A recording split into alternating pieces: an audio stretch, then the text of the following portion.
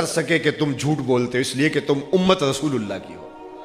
یار آج آپ کی ہمسائیگی میں جاپان یہ ان کی شناخت قرار پائی کہ وہ جھوٹ نہیں بولتے، کہتے ان کا بچہ بھی جھوٹ نہیں بولتا۔ وہ کسی اور آسمان سے اترے ہیں، وہ زمین سے اگے ہیں، وہ کسی اور گوشت پوست کے بنے ہوئے ہیں، کیا ان کے اندر نفس نہیں رکھا؟ خواہشات ان کا گھیرا نہیں کرتی؟ کیا شیطان اس کوچے میں جانے سے کوئی اس کو ویزا لینا پڑتا ہے؟ کیا نفس کے پہرے وہاں نہیں ہیں؟ تو وہ جھوٹ کیوں نہیں بولتے؟ ان کا باپ سکھاتا ہے کہ تم نے جھوٹ نہیں بولنا، ان کی ماں سکھاتی ہے تم نے جھوٹ نہیں بولنا۔ یار ہمارا تو نبی سکھاتا ہے کہ ہم نے جھوٹ نہیں بولنا۔ اپنی اولادوں کی تربیت اس طرح کرو کہ ان کی زندگی میں جھوٹ نہ آئے۔ اگر تم یہ کر لیتے ہو اور آج کے اس یوم میلاد میں یہ عہد کر کے اٹھتے ہو، میں یہ دیکھتا ہوں یہ ہزاروں لوگ ہیں، یہ اطراف میں بھی پھیلے ہوئے مسجدوں میں، اور میری آواز تو سب تک پہنچ رہی ہوگی اگرچہ میں سب کو دیکھ نہیں پا رہا۔ تو اگر ہم اتنے لوگ آج عہد کر کے اٹھیں کہ حضور کے میلاد کے مبارک دن ہم عہد کرتے ہیں کہ کچھ بھی ہو جائے آج کے بعد جھوٹ نہیں بولیں گے، تو مجھے بتائیے کہ آمنہ کا لال کتنا خوش ہوگا۔ عہد کرو اپنے دل میں۔ میں آپ سے ہاتھ کھڑے کروانے نہیں آیا، نہ اس طرح کا کوئی مزاج رکھتا ہوں، لیکن ایک فکر آپ کو دے رہا ہوں۔ یہ میرے حضور کی سیرت ہے، یہ میرے حضور سے محبت کا اظہار ہے۔ حضور صادق اور امین ہیں، تو پھر اس کا عکس ہمارے وجود پہ بھی تو ہونا چاہیے۔ ہم حضور کے غلام ہیں، ہم حضور کے نوکر ہیں، ان کی اداؤں کو اختیار کیجئے۔ آؤ ایک اور کہانی سناؤں۔ حضور علیہ السلام کی خدمت میں ایک شخص آیا اور اس نے آ کے حضور سے سلام کیا، السلام علیکم عرض کی۔ حضور نے رخ پھیر لیا، وہ سمجھا اتفاق ہو گیا، حضور کا رخ ادھر ہو گیا، تو وہ ادھر سے جا کے پھر دوبارہ سلام کرتا ہے۔ حضور نے پھر رخ پھیر لیا، سمجھ گیا کہ حضور مجھ سے ناراض ہیں۔ تو اسے سمجھ نہیں آ رہی تھی کہ ناراضگی کا سبب کیا ہے، چونکہ ایک لمبے سفر سے طویل مدت کے بعد آیا تھا۔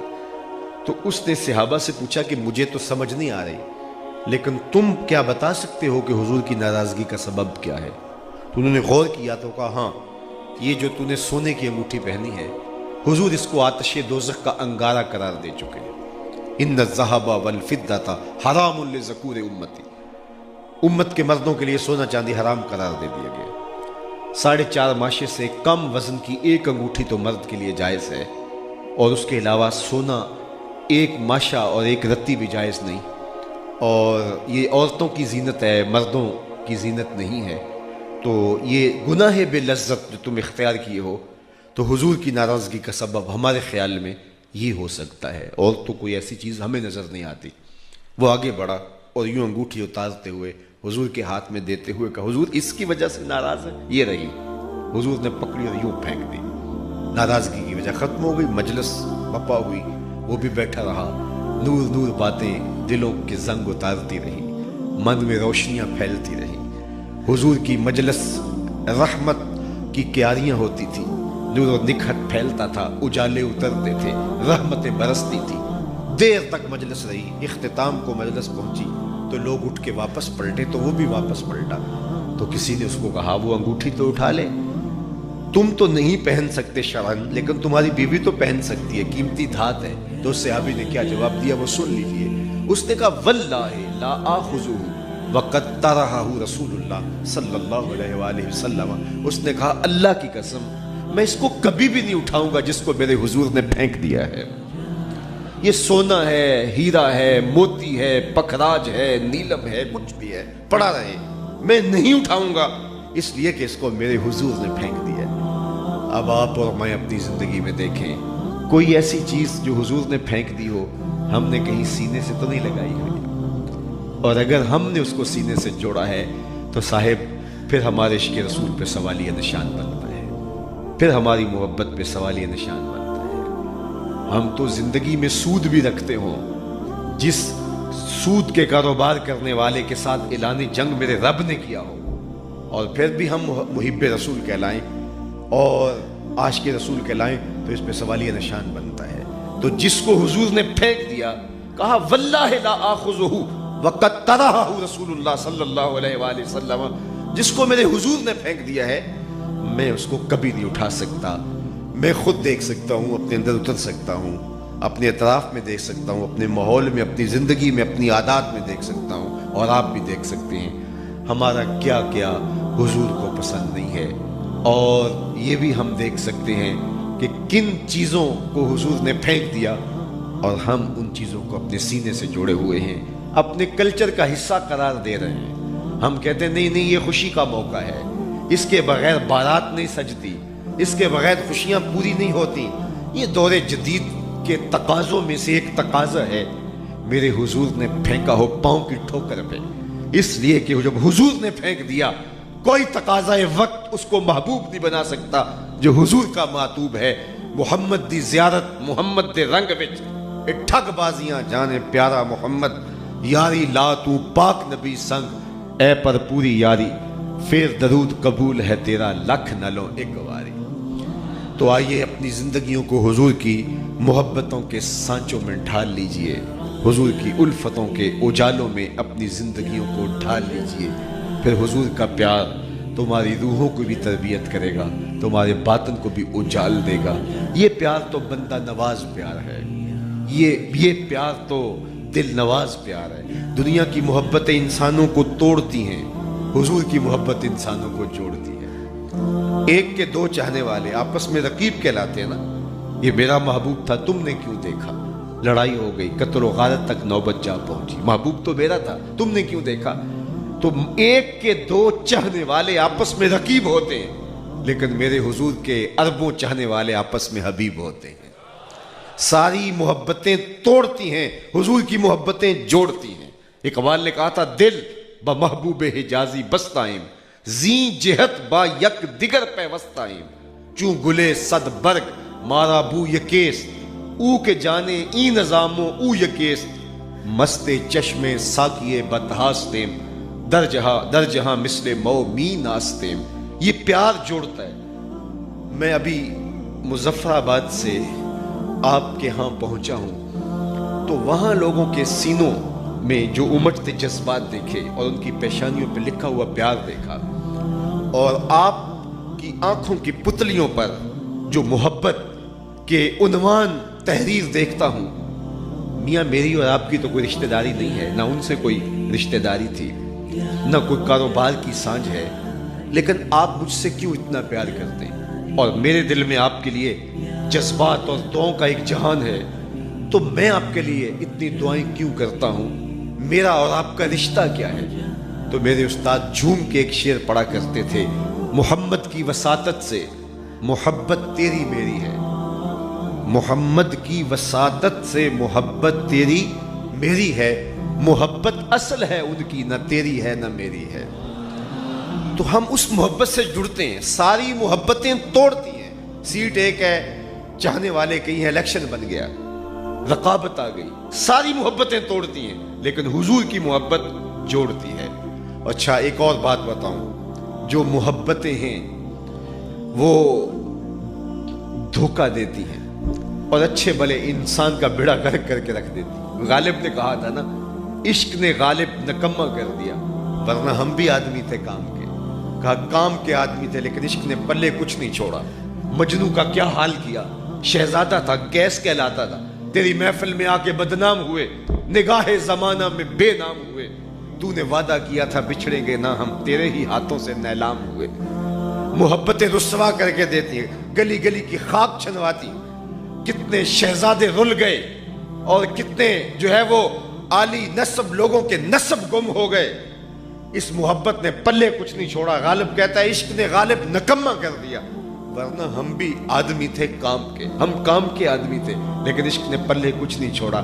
یہ وہ عشق ہے جو اچھے بھلے کو بھی نکما کر دیتا ہے، لیکن جس عشق کی دعوت میں آپ کے پاس لے کر آیا ہوں، وہ حبشے کے بلال کو پستیوں سے اٹھاتا ہے، بلندیوں تک پہنچا دیتا ہے۔ وہ عزت نواز عشق ہے۔ میں سفر میں ہی رہتا ہوں تو سفر کرنے والوں کے تجربات بھی فضول تر ہوتے ہیں۔ یہ ہماری گاڑیوں کے پیچھے لکھے ہوئے کچھ جملے ہوتے ہیں جو گاڑی چلانے والے کے نفسیات کا خلاصہ ہوتے ہیں۔ کچھ جملے تو دکھی کر دیتے ہیں، کچھ پریشان کر دیتے ہیں، اور کچھ ایسے جملے ہوتے ہیں کہ دیر تک ہنسی نہیں تھمتی، کچھ سوچنے پہ مجبور کرتے ہیں۔ ایک جملہ آپ نے دیکھا ہوگا، گاڑیوں کے پیچھے لکھا ہوتا ہے صنم بے وفا۔ تو میں اپنے دوستوں کو اپنے ساتھیوں کو پوچھتا ہوں کہ یہ کیا لکھا ہے، تو وہ کہتے ہیں سر آپ بھی تو دیکھ رہے ہیں۔ تو میں کہتا ہوں کہ اس کا کیا مطلب؟ جی آپ بتا دیجئے۔ میں نے کہا جناب یہ تحریری احتجاج ہے، اس نے کسی سے پیار کیا ہوگا، اب یہ جدائی کا داغ اور بے وفائی کا داغ سینے پہ لیے یہ اپنی بھڑاس نکال رہا ہے، تحریری احتجاج ہے۔ میں نے کہا صاحب تو نے اس سے پیار کیا جس نے بے وفائی کر دی اور اب گلی گلی اس کا رونا روتے ہو۔ آؤ تمہیں ایک چوکھٹ ایسی بتاؤں، جو محبت کرتے ہیں اور بازو پکڑتے ہیں تو حشر کے دن بھی نہیں چھوڑتے، جو وفا نبھانے کی ریت جانتے ہیں تو ساری محبتیں دھوکہ دیتی ہیں، لیکن یہ محبت بندہ نواز ہے، یہ پستیوں سے اٹھا کے بلندیوں تک پہنچاتی ہے۔ تو آئیے حضور سے پیار کیجئے، وہ پیار جو عمل سے ہم آہنگ ہو، وہ پیار جو عمل کا متقاضی ہے تو پھر اس تقاضوں کو ہم نبھانے والے ہوں، وہ پیار جس پیار کے اندر جو ہے وہ چاشنی اور جس کے اندر خوشبو رچی بسی ہو اطاعت کی اور فرما برداری کی، اور اپنی ساری زندگی حضور کے نام لگا دے۔ آج ہی یہ دنیا بھی سرخرو اور کل کی دنیا بھی سرخرو، آخرت بھی برقرار اور خوشنما اور یہ زندگی بھی خوبصورت۔ آئیے میں اور آپ آج کی اس مجلس نور میں عہد کر کے جاتے ہیں کہ زندگی کی ایک ایک سانس حضور کے نام لگا دیں گے، جئیں گے تو حضور کے لیے، مریں گے تو حضور کے لیے، اور زندگی کی آخری سانس تک حضور کے وفادار رہیں گے۔ اقبال کے سارے کلام کا رست جوڑوں تو خلاصہ یہ نکلتا ہے کہ محمد سے وفا تو نے تو ہم تیرے ہیں، یہ جہاں چیز ہے کیا لوح و قلم تیرے ہیں۔ اقبال کہتے ہیں حضور سے وفا کرو پھر قلم بھی تمہیں دے دیں گے، تختی بھی تمہیں دے دیں گے، پھر تمہاری تقدیر کے فیصلے کہیں اور نہیں ہوں گے، بلکہ خدا بندے سے خود پوچھے گا بتا تیری رضا کیا ہے۔ شرط یہ ہے کہ وفا کا رشتہ حضور کے ساتھ مستحکم ہو، مضبوط ہو۔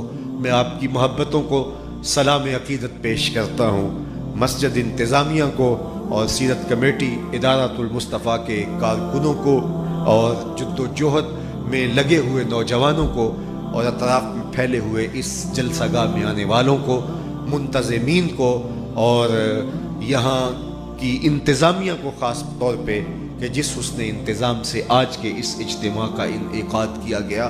میں یوں ہی داخل ہوا تو مسجد کا ماحول دیکھ کر کے طبیعت میں سرشاریاں آئیں تو مجھے حضرت عمر رضی اللہ تعالیٰ عنہ کا زمانہ یاد آیا کہ جب حضرت عمر کے زمانے میں چراغ روشن کیے گئے اور پھر وہ شام سے پہلے باندھ دیے گئے مسجد نبوی میں، اور شام کو جب ان میں روشنی دی گئی اور مسجد جگمگانے لگی تو حضرت علی اچانک آئے اور دیکھا تو ان کی زبان پر بے ساختہ ایک جملہ جاری ہوا، اور وہ یہ تھا، عمر اللہ تیری قبر کو روشن کرے، تو نے اللہ کے گھر کو روشن کیا ہے۔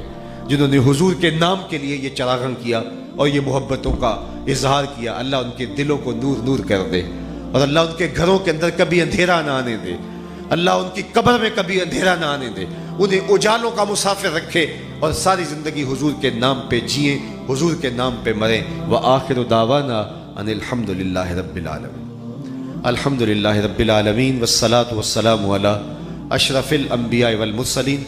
اللہ اٹھے ہوئے ہاتھ کبھی بھی خالی نہ موڑنا، پھیلی ہوئی جھولیاں اپنی رحمتوں سے بھر دینا، بخت کی بہاریں نصیب فرمانا، مقدر کی خزائیں رخصت کرنا، جئیں تو تیرے لیے، مریں تو تیرے دین کے لیے، زندگی کی آخری سانس تک تیرے محبوب کے وفادار رہیں، ہر علت سے، ہر قلت سے، ہر ذلت سے رہائی عطا کر دے، اپنے پاک نبی کے در کی گدائی عطا کر دے، نفس و شیطان کے مکر سے بچانا، اپنی پناہوں کا حصار دینا۔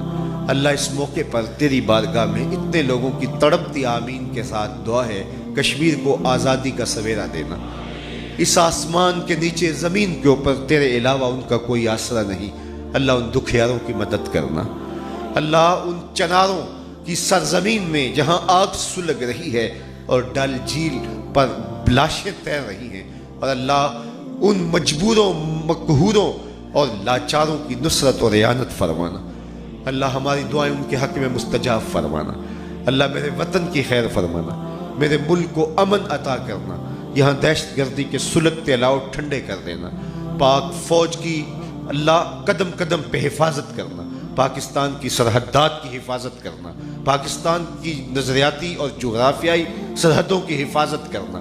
اے اللہ حضور کے عشاق کی خیر کرنا، حضور کے نام کے جھنڈے اٹھانے والوں کی خیر کرنا، حضور کے ذکر کے نعرے لگانے والوں کی خیر کرنا، حضور پر درود پڑھنے والے، حضور پر سلام پڑھنے والوں کی خیر کرنا۔ اے اللہ میرے وطن کے ایک ایک ذرے کی خیر کرنا۔ اللہ محبوب کی غلامی میں زندہ رکھنا، اسی میں موت عطا کر دینا، ہمیں اطاعت رسول کے جذبوں سے سرشار کرنا۔ وصلی اللہ تعالی علی النبی الامین وعلی آلہ واصحابہ اجمعین برحمتک یا ارحم الراحمین۔ والسلام علیکم۔ یہ جو ویڈیو آپ نے دیکھی امت محمد چینل کی، یہ ہماری چھوٹی سی کوشش تھی دین کی باتوں کو آپ تک پہنچانے کے لیے۔ یہ ہمارا چینل امت محمد ایک نان پروفیٹیبل چینل ہے، یعنی کہ اس چینل سے ہم 1 روپیہ بھی نہیں کماتے ہیں، اور اس چینل کا مقصد پیسے کمانا نہیں، بلکہ اس چینل کا مقصد صرف اور صرف دین کی باتوں کو جتنا زیادہ ہو سکے اتنا پھیلانا ہے۔ اسی لیے آپ اس چینل کو سبسکرائب کریں یا نہ کریں، لیکن کوشش کریں کہ اس چینل کی ویڈیو کو اپنے دوستوں کے ساتھ، اپنی فیملی ممبر کے ساتھ، دوسروں کے ساتھ ضرور شیئر کریں، تاکہ جب تک آپ کی شیئر کی گئی ویڈیو کو دوسرے دیکھتے رہیں گے، انشاءاللہ تب تک آپ کو اور مجھے، ہم دونوں کا ثواب ملتا رہے گا۔ شکریہ۔